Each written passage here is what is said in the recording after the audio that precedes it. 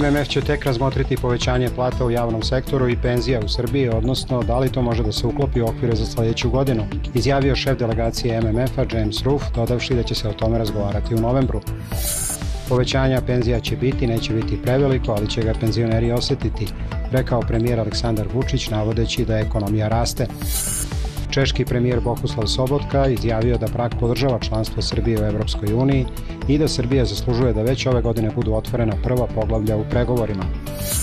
Predsednik Rusije Vladimir Putin smatra da je odsustvo želje određenih zemalja za postizanjem kompromisa razlog za rast globalne napetosti, prenosi Sputnik. Glavna međunarodna železnička stanica u Budimpešti Keleti ponovo je otvorena za saobraćaj, ali izbeglicama još nije dozvoljeno da u nju uđu.